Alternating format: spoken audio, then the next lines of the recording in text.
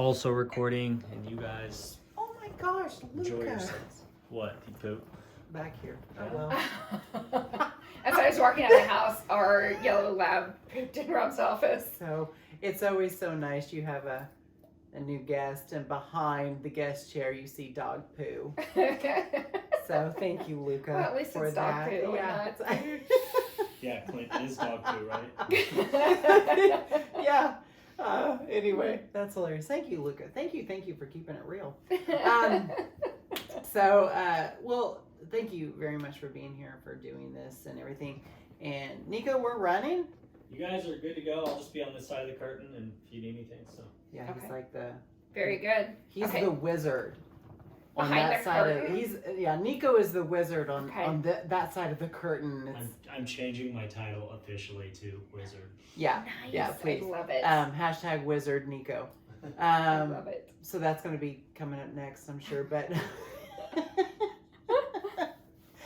but this is just an opportunity that we want to have some just these critical conversations with people such as yourself, life wranglers, who are basically helping us navigate through these difficult situations Right. in a post-pandemic world. Scary. Post-apocalyptic world, or pre-apocalyptic world, or are we in the apocalyptic world? Who knows? What is normal? I know, nothing's normal anymore. So I just want to get in a little bit to your name, Sure. your pronouns, if you are open to sharing that, what you do, and pretty much what makes you a badass, and then we'll get into some deep conversations. But introduce yourself a little bit, of who you are. Yeah. Okay. Well, I am Katie Ervin, or other people like to call me Dr. Katie or Dr. Ervin, and so I should own that because I did a lot of work. You need to own your power. So Dr. Ervin. So my pronouns, she, her.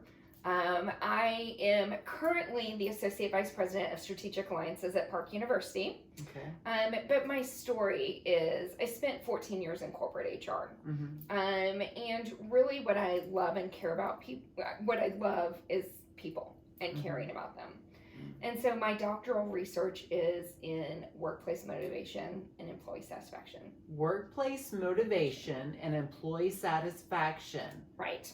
So how do we create a workplace where people want to be there and they're happy being there? And so that has always been my life passion.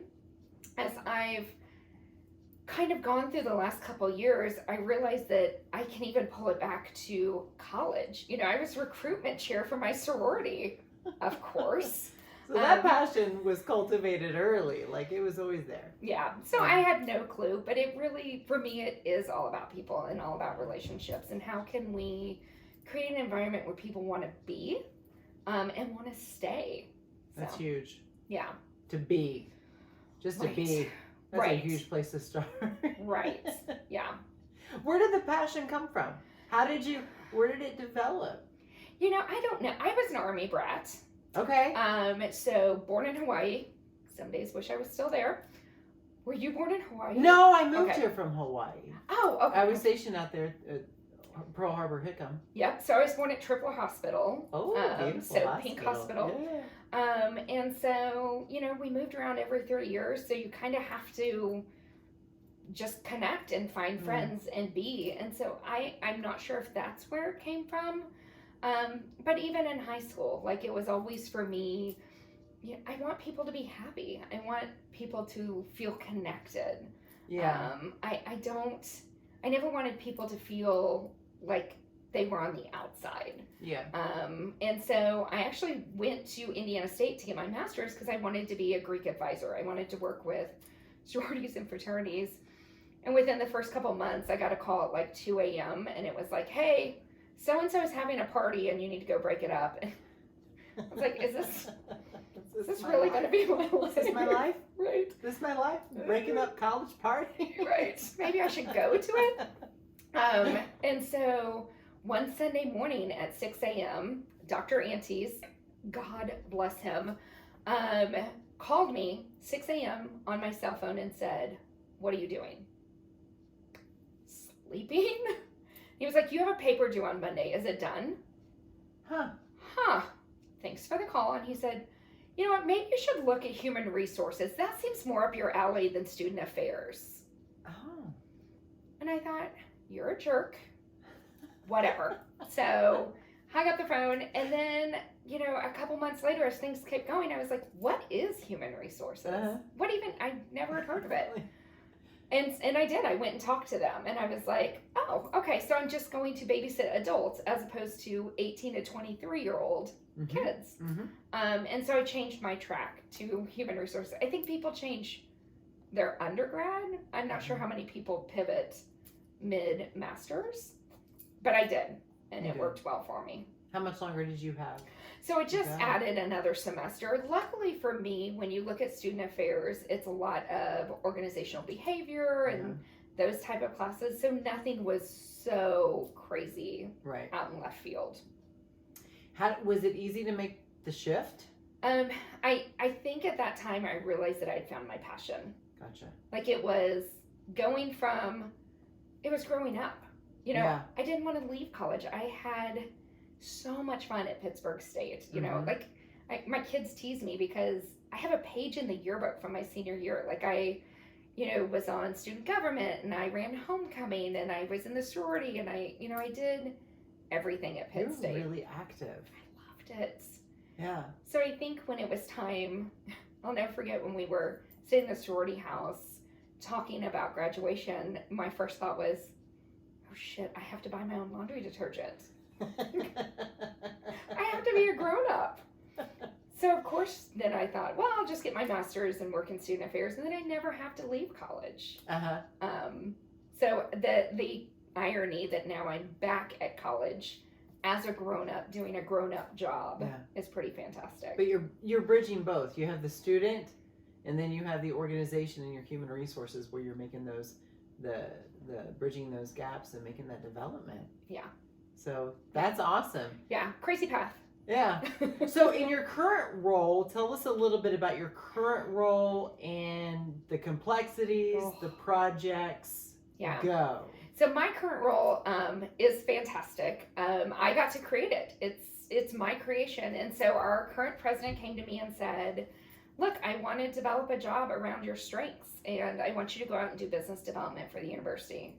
And I said, that is so not me. I can never have the business development role. We think immediately sales, which scares the shit out of us when someone says business development. I'm a relationship manager. If they said relationship development, it would do so much more. Every day of the week. So he said, okay, let's work through a title. So we settled on strategic alliances. Okay. And really my role is I have a team underneath me of amazing women, and we work with organizations and individuals on personal and professional development.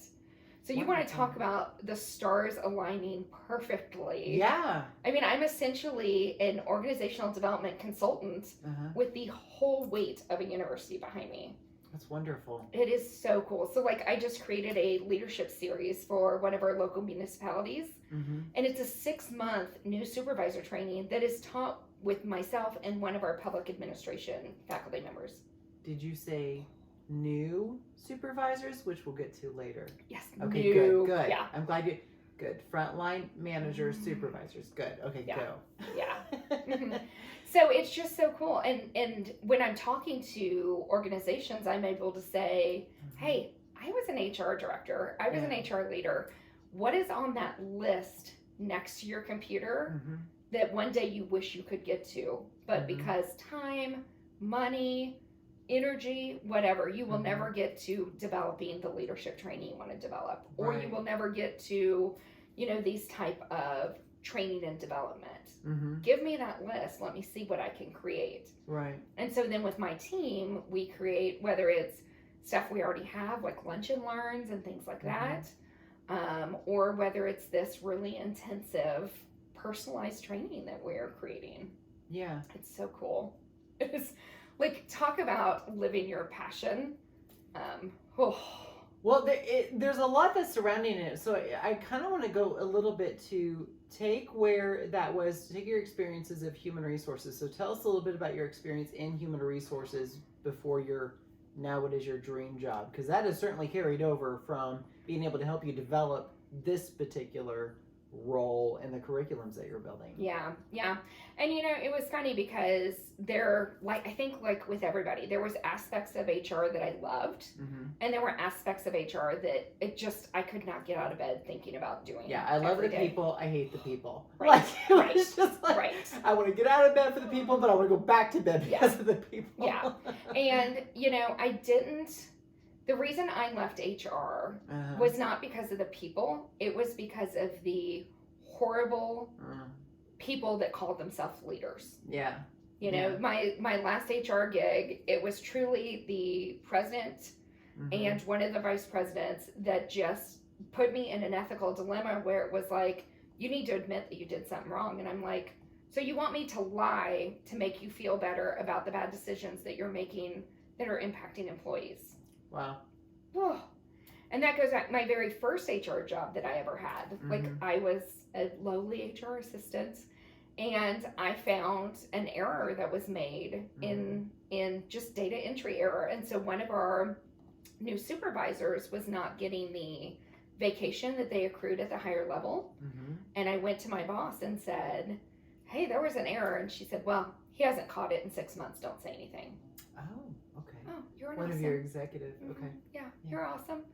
And so I thought, I can't do this. Like, I can't look this guy in the face every day and know. And so, and this isn't like a huge breaker, but it's like you're an HR assistant, new to my career. Right. Yeah. And so luckily I have just a heaven of a husband. We were newly married, and I called him and said, so I'm quitting today. Here's what I'm going to do. And he's like, all right, girl, go, And so I went down to the employee and said, here's what you need to know. Yeah. And then I went to the executive director and said, here's what you need to know. Yeah. And then I went back to my boss and said, thank you for teaching me one of the most important lessons that I will ever learn in life. And that is, I cannot make decisions that are unethical or immoral. And so I left. And so now any decision I ever make, I think, can I tell my family? Can I tell a judge? And then also, what would this woman's decision be? Yeah. As long as that all aligns, then I'm good. Where did those values instilled? Where? That's big. It is big. Yeah. Because in the Air Force, integrity first, service before self, excellence in all we do. So in that sense, we are trained to speak up when there is something that is dishonest in that situation. And that's actually unique. It is. In a lot of ways, because what was going on in your mind? Because I think so many HR leaders and my colleagues and my friends, there is that moment where you have to have a communication with a partner or even with yourself to be like, listen, I'm about to go forward with something. There's going to be an ultimatum. Yeah. I got to do what feels right. Yeah. Yeah. That is hard. You talk about skeletons. We're bringing them up early. Yeah. That's bring all right. it out of the closet. Human realness. Here I am. I mean, honestly, my dad was Army. Grew up in an Army family, but he was an Army officer. And want to talk about one of the most unethical people I know. Like, just, I can say this because I haven't talked to him in 21 years. Like, horrible person. Like, he's one of those that would use a phone for like 8 years, and then when it broke, he would put it back in the box, take it to Walmart, and then get his money back. Like, that was my dad. That's what I grew up with. Wow. Yeah. So that was. There's a part of me that I don't want you to share all those details, because I knew how after 21 years there's some things there for sure that this might turn into a different podcast. But there's a part of me that's like, is that bad or genius? I don't know for sure, but in the ethical sense, it's bad. Right. And that's just a scratch up there. Oh, sure. That's a safe podcast story for that. But but then my grandpa Floyd, my mom's dad, was just heaven. I mean, he was the who you want to be when you grew up. He was the, when you walk in a room, no matter who you were, He would make you feel like he'd been waiting for you for years. That's wonderful. You know, when you walked into his house Uh-huh. for Christmas, he always gave us envelopes of money. And I'll never forget, one of my cousins brought a boyfriend home that no one was expecting. Uh-huh. Boyfriend was lovely. Yeah. And when it came time for envelopes, he walks over and hands the boyfriend an envelope, and the boyfriend's like, what is this? And opens it up, and there's $100 bill in there. I love that. Yeah. I love that. Yeah. And so just the kindest, most Uh-huh. amazing person. And so when it came time for my wedding, my dad, I hadn't talked to him for years, he sent me a check for $10,000 and said, I'm going to walk you down the aisle. And I was Wow. like, no, you're sure not. Yeah. So my grandpa Floyd actually walked me down the Yeah. aisle and gave me, well, my mom walked me down and then handed me to my grandpa, and my grandpa gave me away. You know, I think there is a psychology there for sure to understand that kind of post-trauma survival, that whenever you have overcome some sort of situation of a relationship in your life, in that it builds that value system. It's like my mom, studying for this, she always had a lot of quotes in her office. She worked out of her home, and she always had a quote that said, no one is a complete failure. They can always be used as a bad example. Yes. And so a lot of times those individuals such as yourself who have built those value systems, which is really unique because you're like, I don't want to be that, but you had the influence of those individuals. Like, I'm not going to be like this leader. And then it carries over into the workplace. Like, there's something inside, and I've had to make those decisions in my career. It's like, I have to say something. I've had to have that communication with my partners to say, I could get fired. Will it be okay? Yeah. This situation. But it's funny. It's not funny, but there is something that carries with you, that it's tormenting inside to say, I can't not say something. And it doesn't matter if it's as small as like a little typo or an error, or a matter of ignoring a complete sexual harassment claim. Right. Right. It carries with you from those experiences. It does, and it's so difficult. I mean, there's times where I have to just physically fight the urge. Like, I have to put it down. And my boss now, she is so phenomenal. In my one-on-one this week, I said, I know this is not my lane, but I need to tell you something because it's going to make me crazy and I can't sleep. And she said, she's such heaven. She said, you're a senior leader in this organization. You have no lane. You need to do what's right for the organization. I'm like, how did I get so lucky? A little bit of that imposter syndrome kicks in sometimes, doesn't it? Yes, which we openly talk about that all the time. Oh, too. good. Yeah. Do you talk about it in your leadership development? I do. Good. I do. Yes, and I share it with my team all the time. Good. Like, when I think vulnerability is so important, and so I can't always be. Not that I could ever be buttoned up, but I can't be this like stiff. Yeah. Picture of what might be perfection. Like, I have to share with them. I'm scared of failure, and I'm afraid of making mistakes. But if I don't take risks, if I don't do what's right, then we're gonna sit and wonder of what could have been. Yeah. So. When did you get your doctorate? When did you? You will love this. So I worked at Fort Leavenworth, and all these people around me had doctorates, and I thought, okay, you're dumb and you have a doctorate. I should have 3. I feel like that's the same thing. I've used this illustration with Michelle Obama in her book. In one of her interviews, she was just like, coming from where she came from, you get up there to the top and everything. She look around, she's like, I was so intimidated, but you look around like, they ain't that smart. No. So yeah, I started my doctorate, and my mom actually started with me. Like, it was a goal she had always wanted to have too. So we had kind of talked about it, and I said, okay, well, let me figure it out. And so I did. So I called her and was like, so we have class on Tuesday. I'm going to pick up your books now. And so she's ABD. She never finised. And she's since retired, and she's like, why do I need a doctorate? Like, seriously, other than being doctor, which is pretty cool. But I struggled through it. She's still alive. She is still alive. Never too late. I know. She won't. I wish. You're listening to this. I wish you would. I think we might have a Peer GoFundMe to get some motivation here. Okay, Steve, totally. What's her name? Right, Betty. That perfect. Right. Let's support Betty. Come on, Betty, write that paper. PhD Betty. But I struggled through it. The kids were young, in activities, and I always pride myself. Even when I was, the HR director of the Hotel Phillips, like I would have to work till 10:30 at night. I would leave on dinner, go to football practice, be there for my son, and go back to work. Like I never wanted to miss a kid's activity. Yeah, I think people a lot of times in that HR space realize like the human is not a product. Right. So therefore it doesn't end when the workday ends. Right. Yeah. So. Right. Yeah. So I struggled through it, and so I finished about 3 years ago. Yeah. The coursework, I kept thinking, this is a breeze. When does it get hard? It gets hard when you start writing this massive, massive paper. Yeah. Defend it. Oh. Well, and it's funny because the defense was heaven. Like people told me you're going to want to cry when you walk in. You're going to want to cry when you walk out. You'll never feel as dumb as you do when you defend. And Rob, my husband, was in the room with me, both when I proposed and when I defended. And he sat in the corner, and he was probably 1,000 times more nervous than I was. Oh, I bet. Yeah. And so I presented, he had to leave. Then they asked me questions, then I had to leave.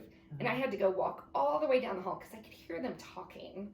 And the last thing I wanted to do is hear them discussing. Like a pit in your stomach, like, what are they saying about me? And so then they bring you back in the room, and they're like, congratulations, Dr. Ervin. You passed. Wow. Yeah, I did. What did that feel like? It was I made it. Like, yeah. I was a horrible undergrad student. Was great at activities, did a whole lot of great things. Yeah. But even when I went in to get my master's, I went in as conditional because I had such a low GPA. Yeah. And so it was just, you belong. Yeah. You're smart enough. You have the skills. Yeah. So it's really cool. And even still now, like 3 years later, still seeing Dr. Ervin is like, hell yeah, it's Dr. Ervin. You have been in the trenches to definitely understand the development of humans at work. Like you have been in the trenches, and I kind of want to get into that a little bit. So we have a little bit of a framework of you to spotlight you. Yeah, drink your juice, Shelby. Drink your wine because here we go. As we say, still magnolias. Drink your juice, Shelby. So. We talked about this a little bit earlier. So when my guests come, we have maybe a drink and a chat a little bit, and then if we start finding a way to connect on a conversation, and usually that's where Nico will say, "Hold it, shut up, this is good, sound check, and get into the conversation," because that's where that organic conversation happens. And so, what's interesting, kind of what I want to get into now is we were talking a little bit. Your son, 19 years old, new into the workforce and everything, experienced a little bit of a snafu at work and everything, but he is really at this point, 19 years old, being directly affected by this mass resignation, exodus, the growing of the gig economy, artificial intelligence, robots are taking our jobs, everything. Like it is post-pandemic employment pandemonium. Yes. And so we're seeing this, and we're seeing, so you are coming in to develop leaders to implement and help them, guide them in implementing better cultures, creating textures for their cultures. And I was talking a little bit to this with some clients of mine with consulting, and also with just working and talking with colleagues, is an organization. And this is interesting, all these mass resignations. And my philosophy is this, like, I've been telling y'all this all along. Like, I have forecasted this when I left the military 10 years ago to see, like, oh, this is coming. Yeah. Because typically, if most people would just watch what's happening in the labor market with unemployment numbers, in the military, even with the recruiting happening in the military, it's usually a good indication of what's going to happen in the civilian sector. Right. And so all these things, the mass resignation, and what I was thinking is, like, what's interesting is that most organizations that I've talked to have not done a cost of analysis to see what their attrition is or whatever, or to even gauge and calibrate what their actual culture is when someone interviews and asks, "Could you tell me a little bit about your culture?" Oh. And yet, they will tell you more about what's so wrong and what's going on, and yet they will do their damnedest to ensure that they will protect that toxic leader, that employee, that culture, anything, before they will invest in any sort of development to start healing that organization's culture. And I say all that because this is where you are a true expert, is to help people kind of see that, create a safe space for them to see it, to be aware of it, and how they can mindfully navigate through it in a safe way. So let's start talking on that, because organizations will ignore, and we have, screw succession planning. Right. Succession planning has gone out the window. We are in critical crisis mode. Yeah. And so we have a huge shift, which is going to be these boomers are retiring. Yeah. And this toxic leadership, this antiquated methods and ways of doing stuff. But we do have a great cul-de-sac of leaders that saying we understand there's something out there that needs to be done. So I want to talk about it, what you're doing. Give me some of the projects that you're doing to bring in that type of structured development. Yeah. Well, and all of that, like I just preach. Yes. I know. Preach. I will say, I think now I'm gonna drink my juice after that. Drink your juice. I mean, I need a bumper sticker that says, "Stop being nice and be kind." We are so afraid of not being nice. We are so unkind to people. We will sit with someone and say, "Oh, good idea. And then we will walk out and be like, "What an idiot." Yeah. Great top. Yeah. Great blouse. Yeah. Instead of saying to someone like, "I don't think you intended to come across this way, but this is how you were received." Yeah. And so we create this culture of niceness. And we say, "Well, we're such a kind workplace, we're so nice to each other." But are you? Yeah. Because really what I think you are is afraid to have difficult conversations. Exactly. You're afraid to create that environment where we coach and counsel and support people. We're going to fail as an organization when we don't have those difficult conversations. And I hate it. I just want to scream at organizations that say, "Well, they left because they're getting paid $10 more an hour." Or, "Well, this recruiter reached out to them." How many times does a recruiter reach out to you on LinkedIn and say, "Hi, I'm John, and we want to pay you $10,000 a year more than what you're making"? Doesn't happen. Never. It's a process. It's a process. So what happens is, "Hi, this is John. I'm a recruiter. You're interested in a job." And if you're happy at work, you say, "No, thank you. So kind. I'm so happy. I love my boss. I love my team."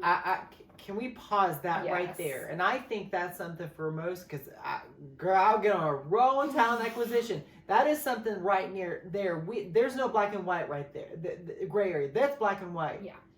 How many times has that happened? And it's like you have to think about what caused that person to respond to that recruiter in that moment. Yeah. The final decision came much later. Right. But to say, "I'm listening." Yeah. Like, so my professional education workforce development director, she is phenomenal. And we were sitting in her one-on-one and she started laughing. She goes, "Well, I just got a LinkedIn, request from a recruiter saying, 'Are you interested in this really cool job at this other university?'" And I just held my breath because it's a great step for her, and it would be amazing. And she said, "I'm not ready for that yet. Like, we're not done here." Yeah. And I thought, oh, thank goodness I've created an environment where I do want her to go when she's ready. Respect. Yeah. But she didn't say, "I'm listening." Yeah.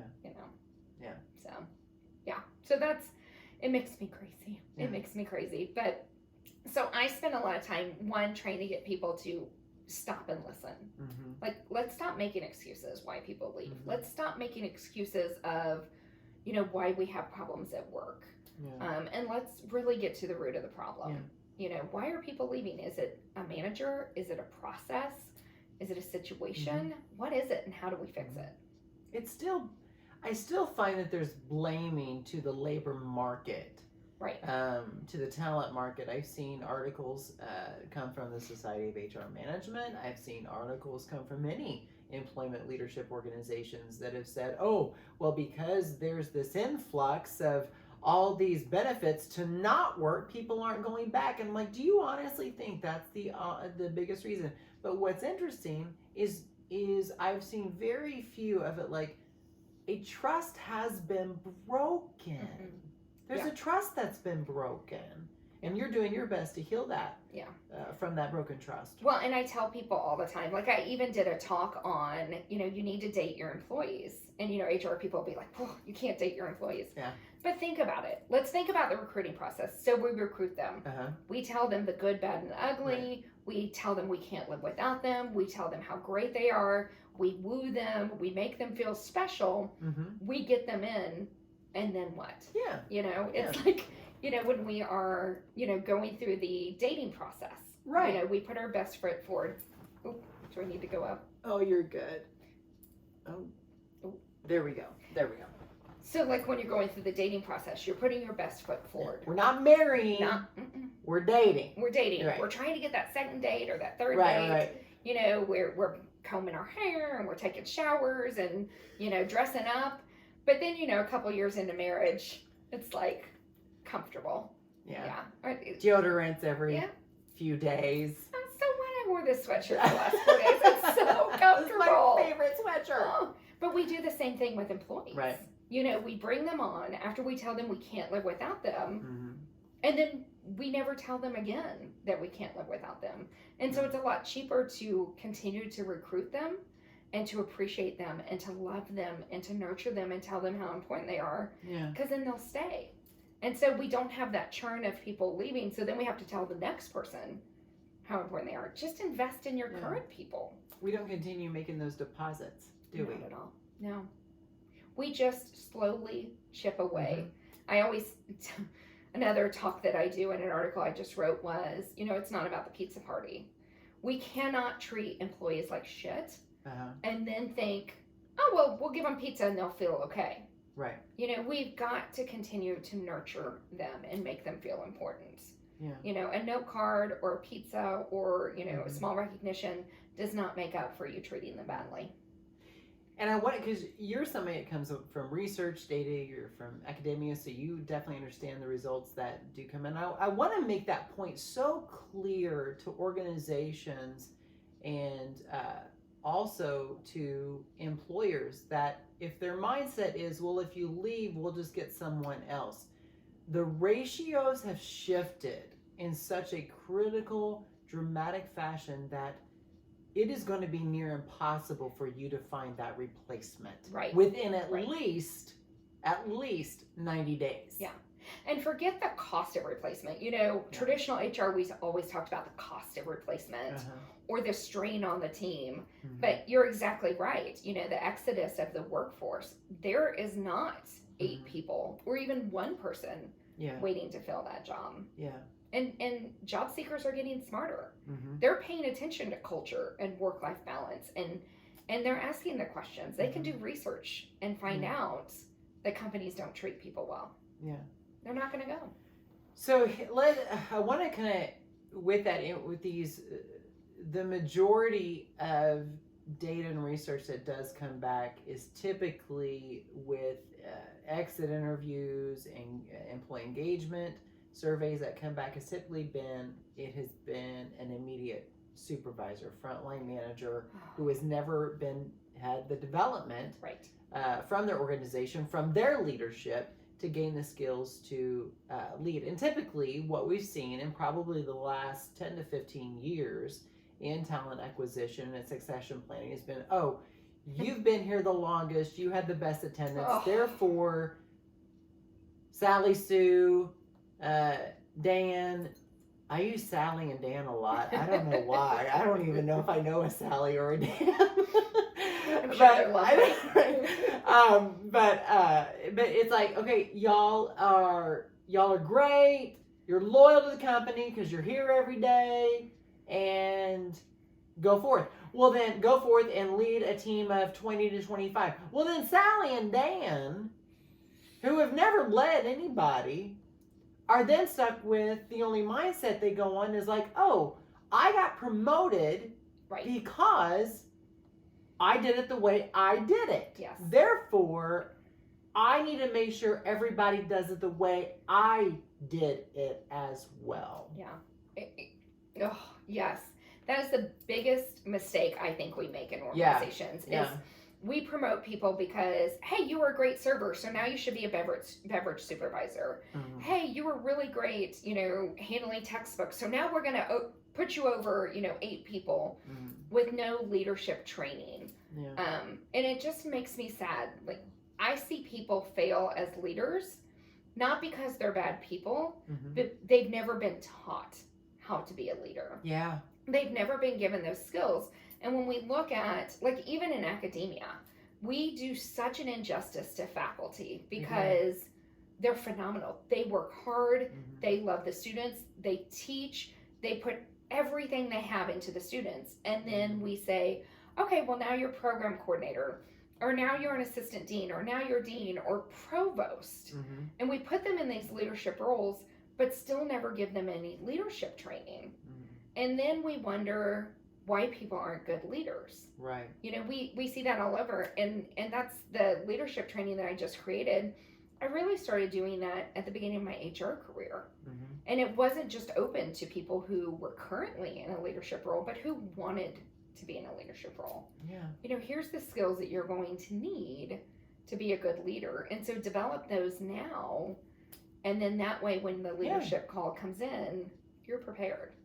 That's excellent. I get, all the warehousing contact centers in industrial when I worked in temp staffing, if there could have been, or, one of those opportunities, and like just cultivate your skill now to leadership. So when that internal lead position or supervisor or team lead position comes open, you can say, hey, I have the confidence to do it because there's going to be some leadership. Yeah. And it's not rocket science. Like that's the beauty about leadership is it's really not rocket science.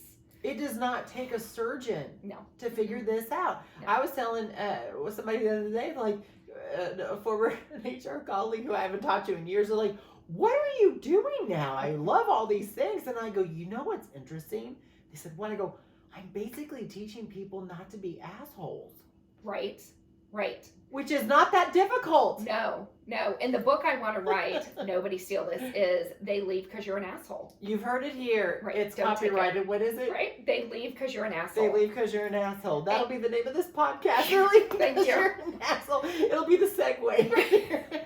But it truly is. Like, we don't intentionally treat people bad. We don't intentionally overwork people. No. We don't intentionally have bad processes.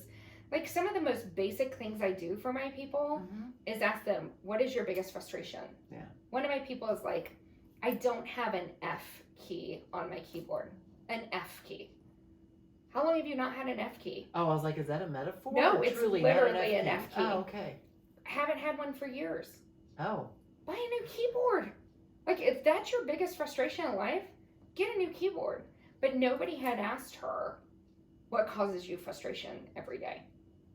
And she was so meek and quiet, she never stepped up and said, I need a new keyboard.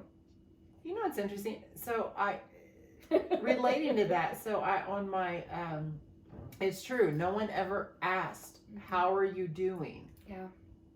Are we providing everything you need to do your job well? Are you happy? So I put a quote on LinkedIn. Heath Ledger had posted, the dearly departed Heath Ledger, may you rest in peace, just an incredible mind, and just how he worked his artistry and also struggled with internal demons and internal things that he was going through mindfully. But he said something in this quote. It was like, people ask for your resume, what you've done, blah, blah, blah. But very rarely, and if ever, does anyone ask if you're happy? Right. And I've always attributed my 20-year career successful in HR of terminating people. I've always asked in the termination. It always began because my director, my mentor of HR told me this. Always ask in the termination interview, are you happy? Yeah. Absolutely. And it's helped in creating that, but yeah. That's another conversation. But that it's true. Like Yeah. you don't get asked those things. Yeah. And you know, it's funny because no matter what organization I'm in, I tell people, complain to me. I love it. Yeah. Please come and complain. Yeah. And it makes other people uncomfortable because then they say, well, you're just setting up an environment for people to bitch. Well, there's type of people you can get around that. You give them a chance, they unload, and then you say, okay, I can't apologize for things I haven't done. We're either going to get better or you're going to be miserable. There's nothing I can do. You got to let history go. But what I have found when I invite people to complain to me is I'm able to create efficiencies. I'm able to fix problems. And people come to me at Park University. People come to me and say, I know you're not the right person, but I know you'll solve my problem. Who do I need to go to for this? And so I'm able to fix things because people know it's safe to complain. I love it. Mindfulness-based practices and applications always say in order for, even in stress reduction, the stress reduction clinic through the University of Massachusetts, John Kabat-Zinn would talk about these things like, you know, the best way of reducing stress is by confronting your fears. Just embrace what is there and evaluate it, move forward with it, like deal with it. And I think that's something in those like, you're going to get complaints. And in HR, you and I have been in, it's like, it doesn't matter if it's going to be in an email after somebody puts up a pride flag. It's like, this goes against my values. I'm a Christian. Right. You know, whatever the case may be. We don't want to, you know, no offense to Christians, but those emails do pop up on Pride Month. But, you know, it's, you know, being able to, you know, create those atmospheres where it's safe to be able to, I forgot my train of thought with that, but it is true. Yeah. It's true. Well, and at my former organization that I'm at, I had a student, I mean, she just came and unloaded on me. And she was unhappy with class and the book and the instructor and blah, blah, blah. And I kept giving her resolution options. Yeah. And I just kept trying. And she kept complaining. And so finally I just looked her in the eye and said, there's nothing more I can do. Like, you're not happy. I'm never going to make you happy. This is something you need to work through. She was pissed. Like, called me a horrible name, walked out of my office. And I'm like, can't win them all. 2 days later, she came in my office and I thought, oh, here we go, round two. And she said, I went home and told my husband what a horrible person you were. And he said, well, it's kind of true. Oh, you dear. Kind of are a miserable person sometimes. She started taking So she kicked him out. She took 2 days. She started taking classes and working on herself. And it was that mindfulness. Like, and really trying to change her mindset from the world is against me and everybody is horrible. And I mean, in her defense, she was a hard driving female in the Army that I know constantly had to prove herself, was constantly having to prove that she belonged. But there was a point where it was like, we're accepting you, calm down. Yeah. And, but it took someone saying to her face, like, I can't do anything more for you. Yeah, it does. So whenever you know those complaints are going to happen, you need to embrace them. So why not just face them? Yeah. Why not head them off at the pass? That's always been my thing. Like, head them off at the pass. Yeah. It kind of creates that proactive approach to your people leadership and engagement. Yeah, and it gives me opportunities to then go to people who say they lead other people to say, do you know that your people are not happy because of this or that? And so it creates an environment where I can coach other leaders. And I'm so fortunate because I'm able to have those conversations and that level of trust to say, I care about you so much, I need to share this with you. Yeah.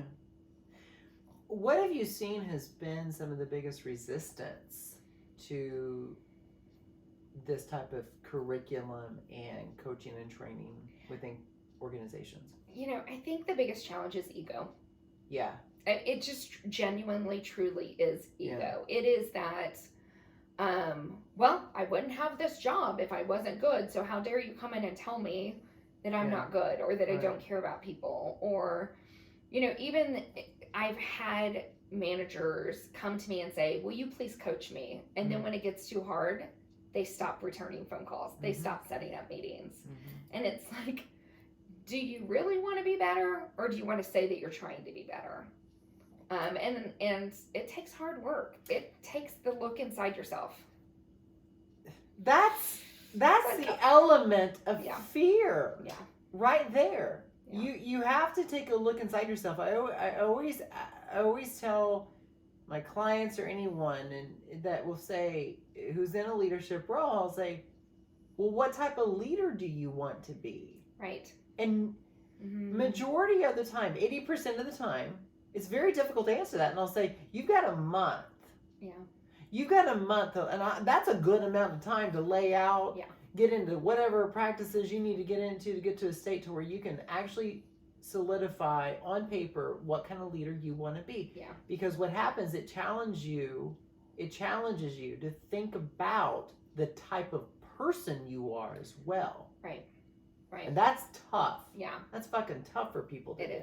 And you have to surround yourself with people that will be honest with you. Yeah. I remember early in my career, I went to this breakfast. And disagree with you. Yes. Yeah. And so I went to this breakfast that I probably didn't belong at. But Mitch Holtis was the speaker. And he talked about surrounding himself with a group of advisors. So he's the Chiefs. He's the voice of the Chiefs. Nico, don't laugh. Don't laugh. This is hey, no offense. This is not a gay moment. This is a Clint Bradley lived under a rock growing up moment. That's all this is. Have you all never right, heard go. Touchdown Kansas City? Oh, bless I your just heart. love the Chiefs. Right. I'm really bad at names and getting into the okay, I'm not no part of judgment. the cult. It's okay, no But judgment. I love the kingdom. Yes. I'm a big supporter. Well, and I happen to know him because he worked for the Missouri Valley Conference, Okay. and my husband used to work with him. What's his name again? Mitch Holtis. My apologies, Mitch. If you want to come on the show, I'm more than happy to have you. He's awesome. But he was talking about having an advisor group and surrounding yourself with people that will be honest with you. Okay. Like not surrounding yourself with just cheerleaders, but really having those people around you that will challenge you. Yeah. And I'm lucky enough because several of my closest friends are my closest advisors. And so when I'm ready to make a tough decision, I will go to my girlfriend Lynn and say, yeah. And she is very open and honest and will say, not a fit or nope. And I'm lucky because I have a husband that if I say, do I look fat in these jeans? He'll be like, yep. Oh my God. I feel like your husband and my husband need to get together. Right. Bold honesty. Yeah. It's loving, but bold honesty. But I'd rather have someone be like, don't wear that than, oh, you look fantastic. And then you go out and then everyone's like, God, who didn't tell her what she looks like? Right. But it helps you be a better leader. That's the difference between nice and kind right there. Perfect illustration. Yes. Yes. And you got to surround yourself who will be kind to you. Because you don't want to be a bad leader. You don't want to be a bad person. And if you don't know that you're hurting people's feelings, you can't ever fix it.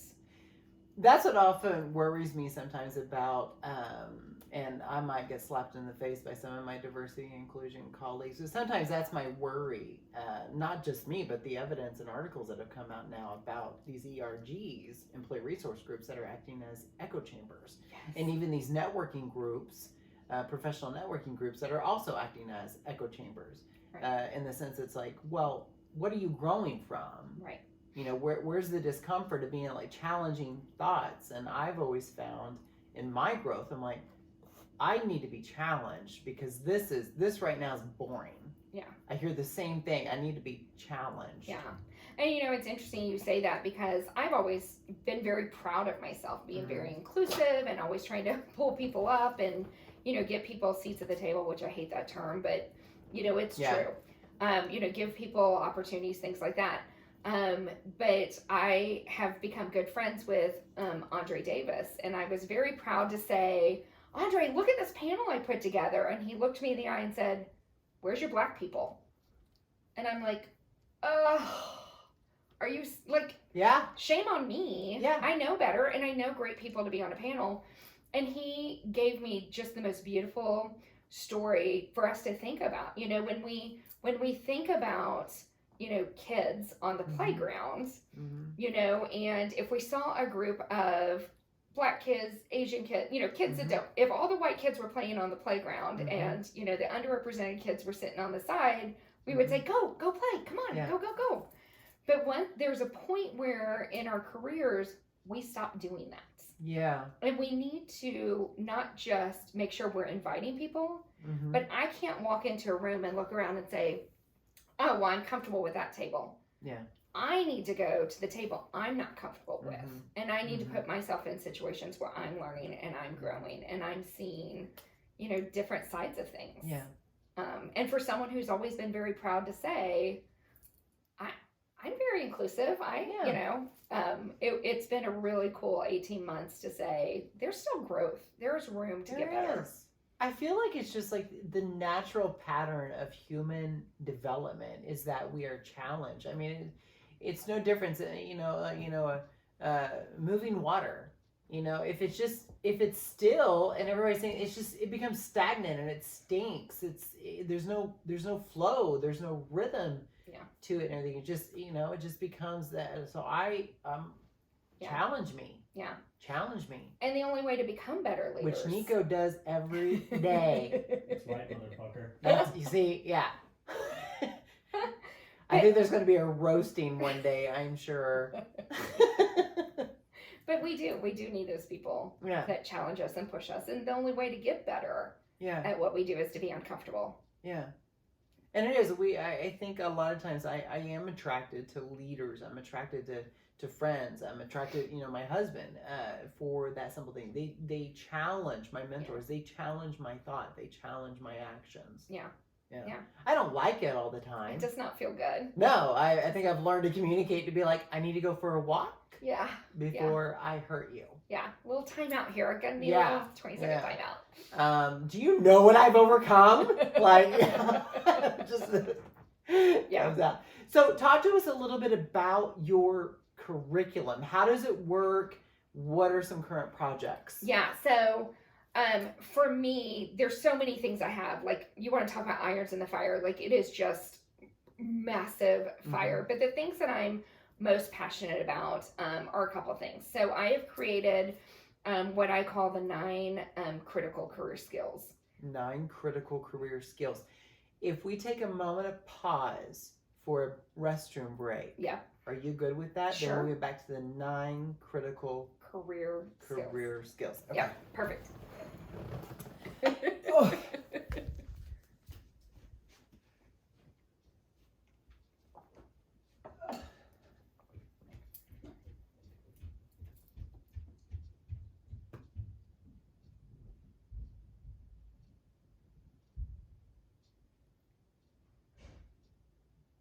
Yeah, I'm Clint's sports resource. As soon as you said that, I was like, there's just no way he knows it. That is so funny. We have some podcast episodes where someone will say something like that, and then it'll be silent for about 5 seconds, and then you can hear me in the background say who it is, and Clint will go, oh, okay. Well, and it's funny because my husband actually joked, like the first time we met, I was like, I have season tickets to the Colts, and he was like, will you marry me? And so I love sports, and it's funny to me, not just men, when anyone doesn't know much about sports, it's like, oh, it's my whole life. I traveled abroad for 2 years throughout South America and Asia teaching English, and the amount of Americans that I would say like 90% of the Americans I met had no sports affiliations at all. It's crazy. Yeah, and I was like, I felt like I could talk sports with Americans abroad, and none of them oh my god like sports. I was like, what's going on? Oh yeah, I don't understand. Well, and my husband worked in sports media, and so my son is actually getting his degree in sports management. So hopefully I will be around sports forever. Yeah. Did you live in Indianapolis? I did. So I went to Indiana State for my master's. Oh, cool. And then we moved up to Indianapolis before we moved back here.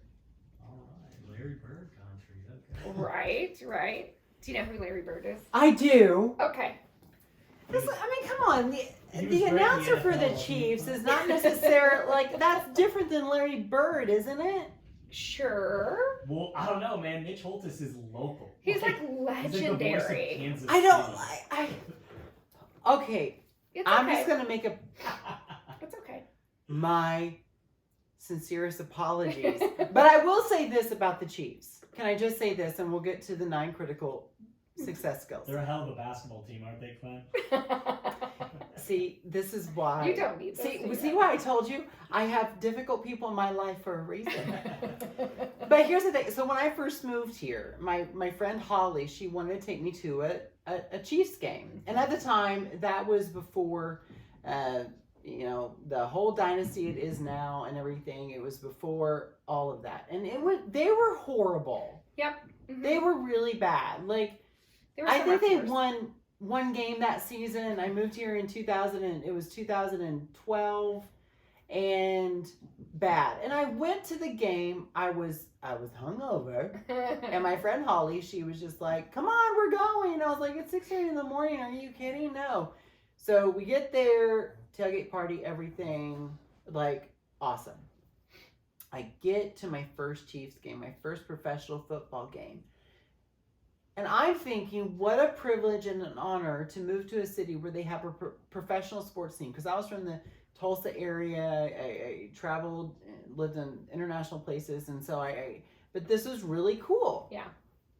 They were throwing things on the field, yelling at them. Yeah. So mean. And even everybody was just like, oh, they deserve it. But I was just like, that's still your home team. I think there needs to be some support. So after that, I wasn't much of a football fan at all. Yeah. But I became a Chiefs fan that year. And I'm like, well, I like the underdog. And so I just kind of feel that, I don't know, maybe I've been the most loyal fan, honestly, because I liked you and fell in love with you when you were your worst. So whatever makes you feel better. I know, right? It doesn't help the fact. Okay. So critical career skills. Yeah. Career skills. Okay, go. So one of the things that I'm currently working on is, so I've created this list of 9 critical career skills. Mm-hmm.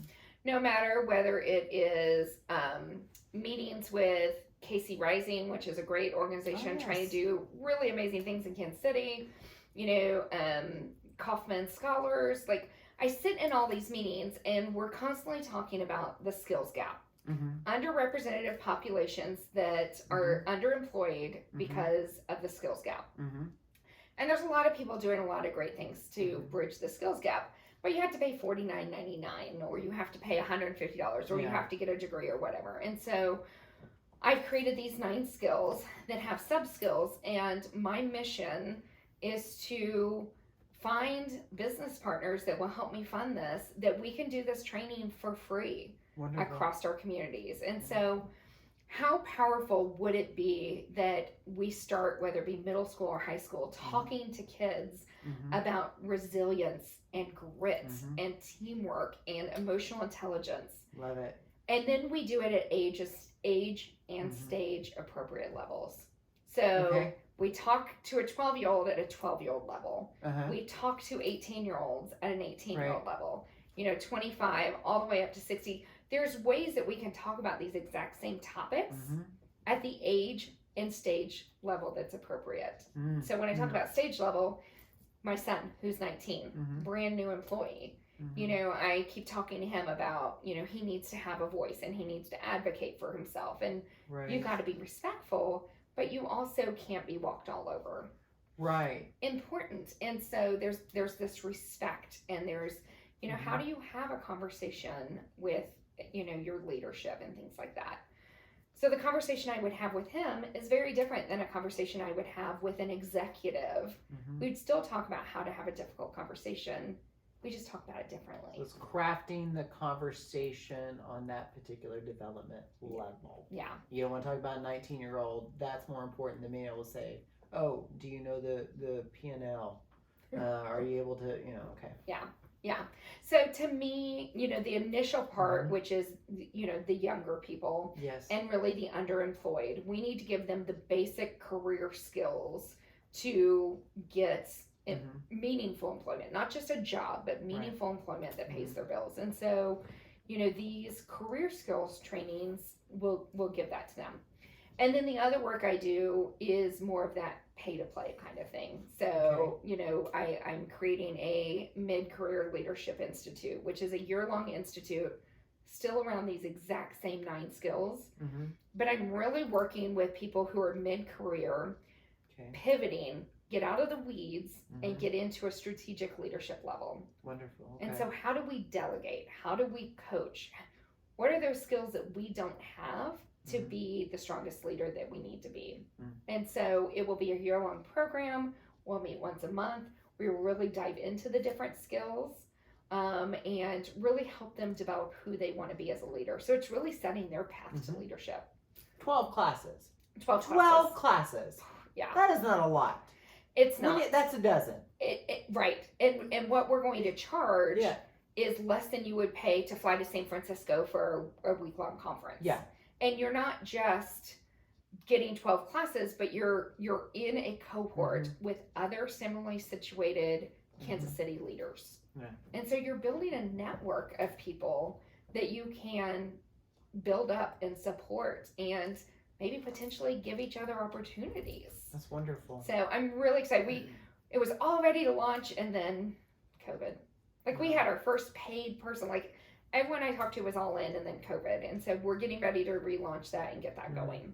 Great. But really doing a lot. Like, everything that I'm working on right now is around those career skills. You know, I'm sick of sitting around the table and talking about the skills gap. Like, let's do it. Yeah, because at one point we have to stop this whole freaking checklist box item stuff. It's like, it seems like whenever, in the 90s where it's like, 8 minutes to perfect abs. It's like, right. five items to get your diversity recruitment on track.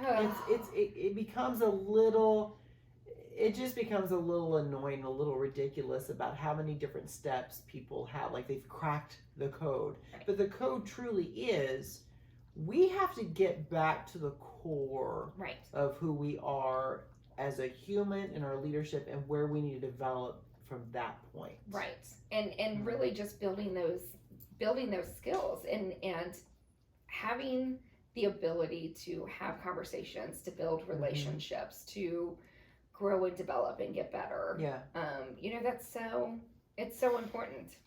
Now there's another side of this development strategy you're building. The other side, which is coming from the growing number of individuals who are resigning. Yeah. I mean, even saying like, quit that job. I mean, there's a hashtag, quit that job out there right now. Yeah. It's going out on Twitter. It's going against SHRM. It's a lot of places like, quit that job. And so the other side of the coin and the perspective is here, there is no development, dismantle the system and everything. And I shouldn't have to develop so much of myself to, again, fit inside the box of this corporate organization. Right. Absolutely. Yeah. Absolutely. And the thing that, and it's funny, I had a conversation with someone at lunch today. We were talking about it. When you talk about what you learn in high school, we learn geometry, we learn history, we learn all this stuff.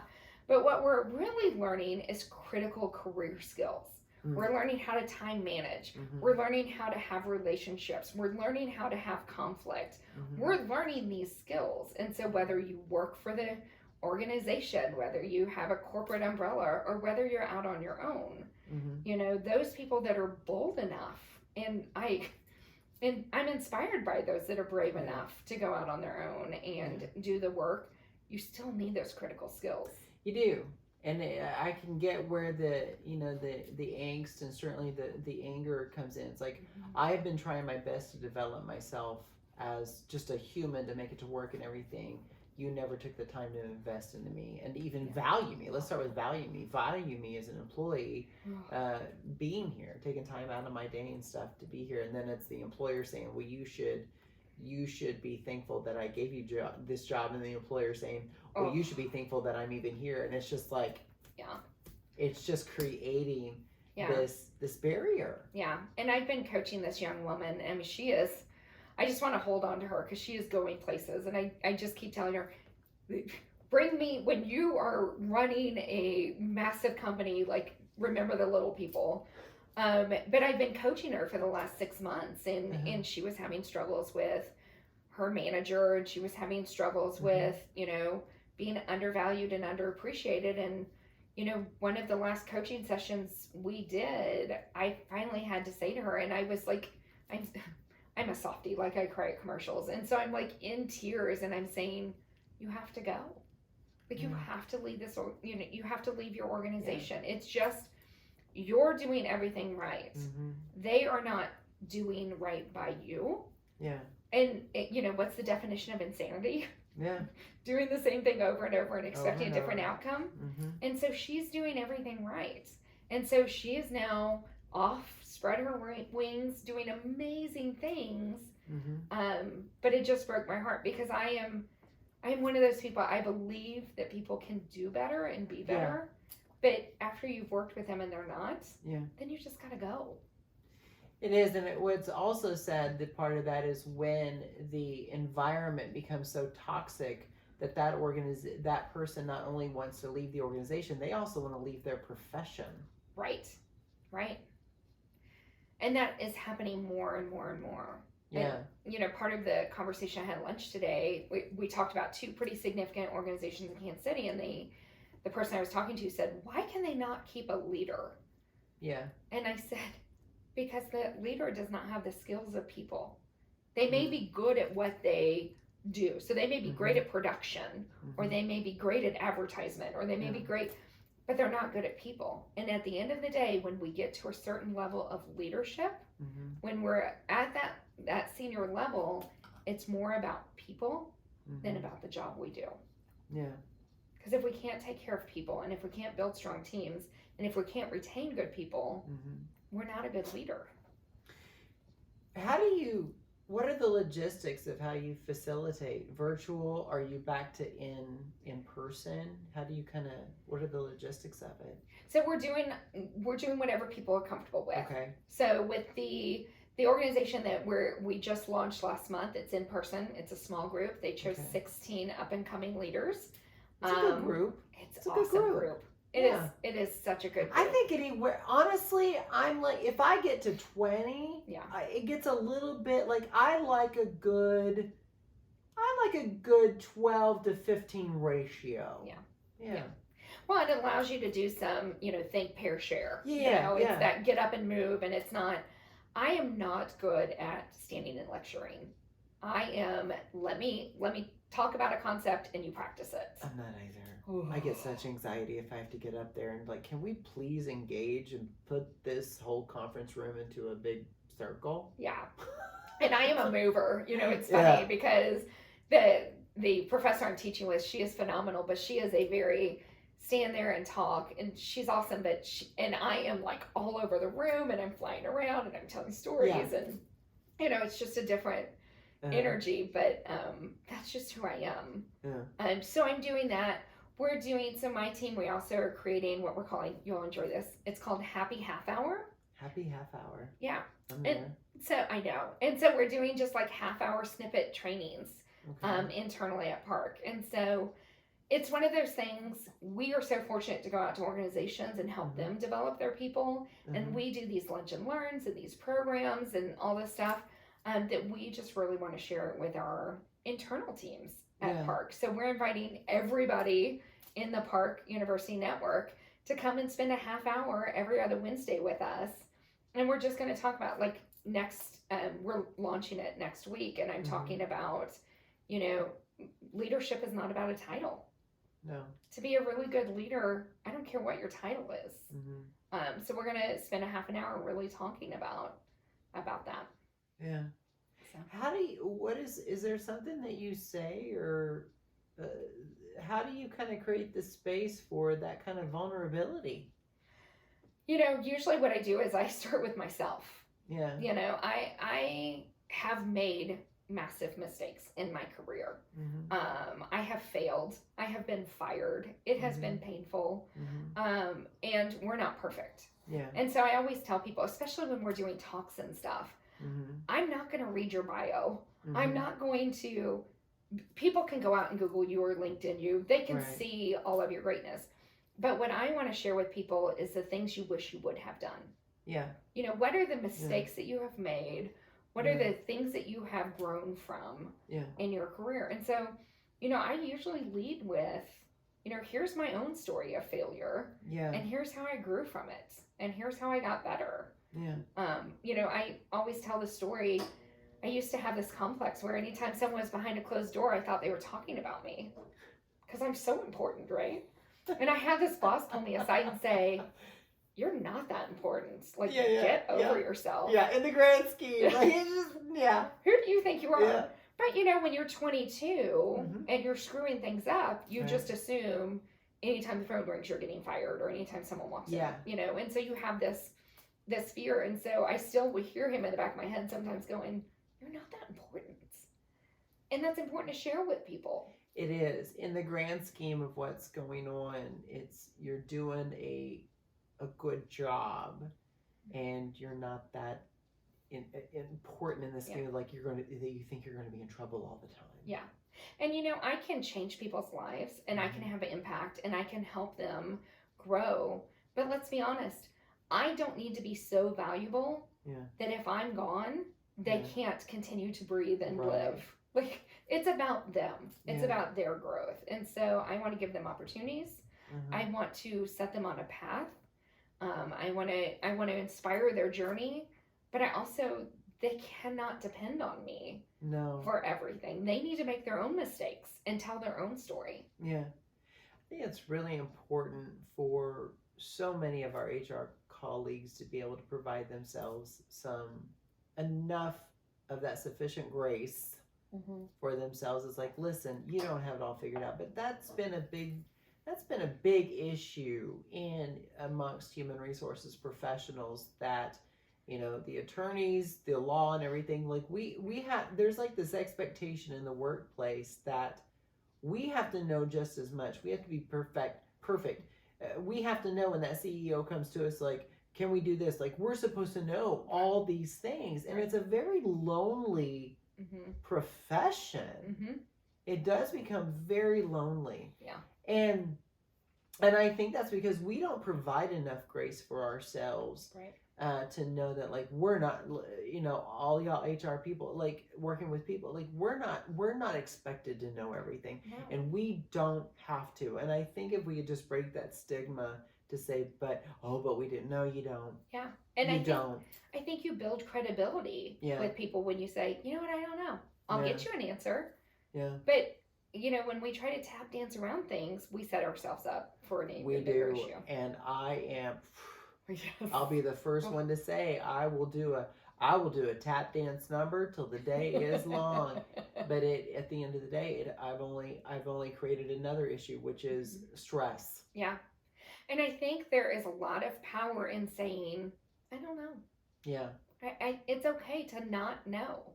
It's okay to not be the expert. I tell people all the time, I hire people smarter than me because they make my job easier. My ladies that work for me are phenomenal. And sometimes I'm really envious of the opportunities that they do and the work they do, but they fill a gap that I don't have. Yeah. And so that should be celebrated. I shouldn't be threatened by them. No. And none of us should be. Like, your success shouldn't threaten me. It should give me an opportunity to support. Yeah. It's a great thing to teach leaders, especially those that are coming out of that perfect attendance. You've been here all the time. You get the leadership role. And then and that's Dan. And then when Sally comes in and she's doing a much better job, it's like, oh, Sally's a problem. Yeah. She's, insubordination, like all these things. Like, no, Sally's just doing her job. She's doing a little bit better than you did. Yeah. Maybe what you did caused her to do it a little bit better, and then what she'll do will cause the next person to do it a little bit better. And we assume, it's interesting, we assume that people who don't do things exactly the way we would do it are doing it wrong. Yeah. Yeah. No, they're doing it their way. Yeah. And I hate it when organizations say, well, don't come in here and start judging us. Well, come in and find efficiencies, give opportunities to improve, like give a fresh set of eyes. It's not judgment. It's how do we make this organization better? Is that the judging where they're also saying, like, this is the way we've always done it? Oh, gosh, yes. Don't tell us what we're doing wrong. Yeah. It's worked out so far. Great. Can you give me the data to support that? Well, we haven't been collecting it. Right. Leave us alone. Yeah. Okay. Yeah. But I think the biggest mistakes we make is we put people in roles and then set them up to fail because we don't give them the leadership support they need. So I want to finish up on this, but what would you say to one of those? Because what I get most of the time from leaders on their decision making, hiring process, whatever, especially on these mid to frontline managers, it becomes, well, I went with my gut. Yeah. Is a gut. Yeah. It's a gut feeling. Yeah. Does that come up often? You know, not really. And if it does, and if it will, let me know. Yeah. Yeah. I'm curious about that because we all know our gut, and you know, it instills a certain core of bias from that area, and so it just you know, majority of my time in facilitating these critical conversations has typically been, what's my gut? Yeah. Can't argue with my gut. Right. Well, and I will get, well, that's the way we've always done it. That's the way we've always done it. Oh, okay. Well, you're having just wild success, so just Yeah. keep going, and we'll just keep hiring and keep turning people over and keep not making the top sales. Yeah, just keep doing what you're always But done. to not, as a leader, to define and be comfortable enough to define and clarify why we do it this way, why we shouldn't do this way, and how we can do it better. That's a willful ignorance. That's a laziness as a leader. Because only growth can come from the discomfort. Right. Absolutely. Yeah. And we can't, like we mentioned earlier, blame people, make excuses. Right. We got to really ask why. Yeah. Why are people leaving? Why are people not happy? Yeah. Why are we not having the success we want to have? And we got to be brave enough to answer those questions and then to do something about it. We got to have the grit through that human leadership fatigue. Yeah.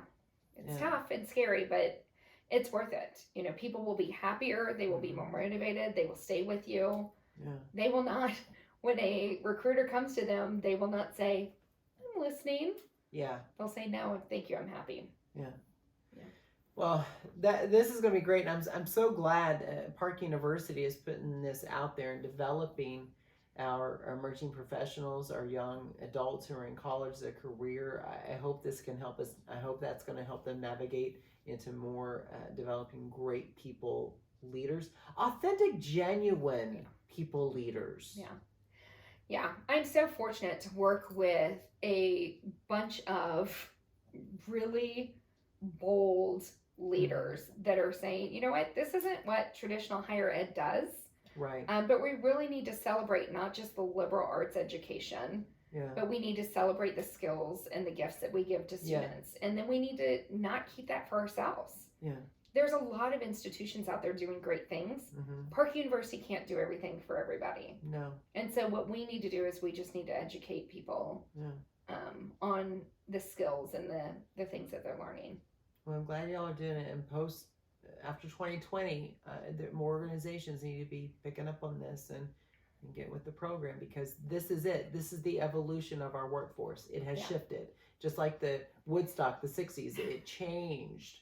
Yeah. This has changed the workforce. Yeah. It has changed. It's not going back. Well, and I love it. We rolled out what's called the Momentum Plan, and it's our 18-month strategic plan. Momentum. Momentum. Oh, yeah. Love it. Okay. Yeah. Okay. And our executive team rolled it out very boldly. And the number one bullet point is people. It's all about, you know, what's best for our people. And what I love about the Momentum Plan is it's really what our president has said is we need to be better than normal.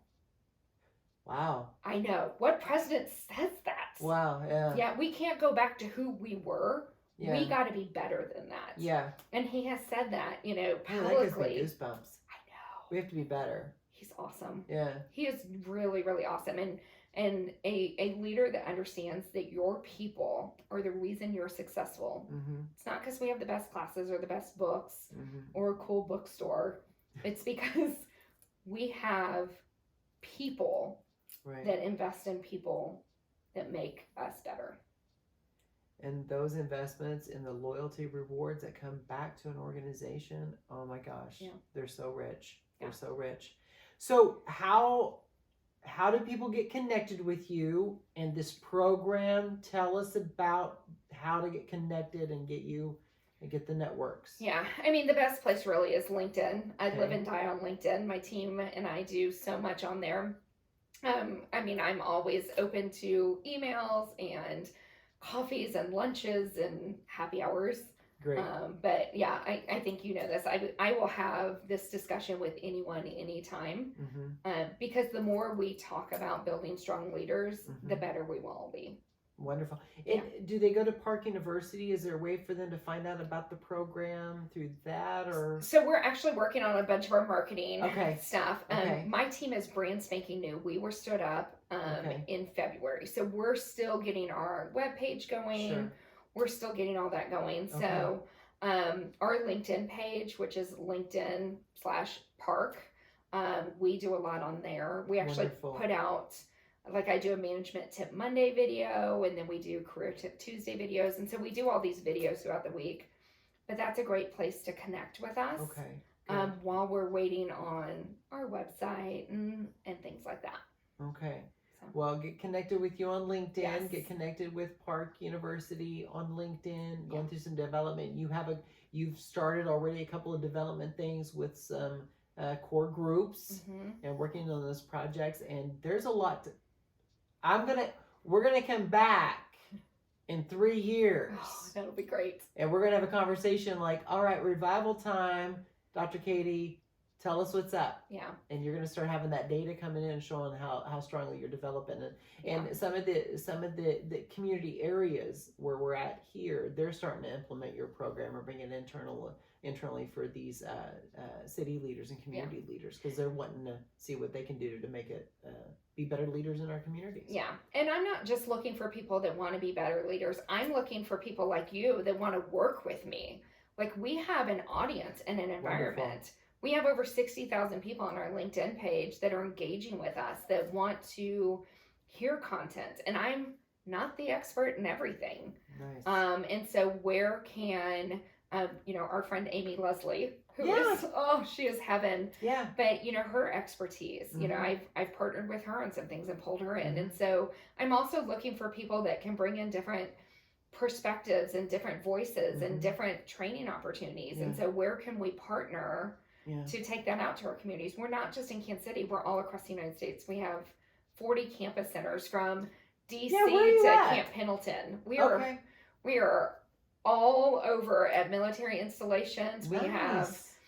We have a traditional campus in Gilbert, Arizona that opened a couple years ago with sports teams and students living in residential life. And so we're all over. So we're not just this cute little gym on the hill in Parkville. We are all over the country, with over 10,000 students, from military backgrounds to non-traditional students to the traditional 18 to 21-year-olds. So we really want to change all the communities we serve, not just Kansas City. That's wonderful. Yeah. That's wonderful. Well, thank you so much for being here. I greatly appreciate it. The dog is snoring now. That means that it's time to end, time to wrap up. So thank you so much, Dr. Katie, for being here and for what you're doing to really change the scope of leadership as we're moving into a post-pandemic workforce and what we're doing. So thank you so much for being here. Yeah, thank you. Yeah, you bet. All right. That's it. Thank you. Oh, you're welcome. That was fun. Wow. I feel like I rambled, but No. Are you kidding? I am. It was perfect. It was Okay, perfect. It just that's the thing. These conversations do feel like rambling, but that's the purpose. It is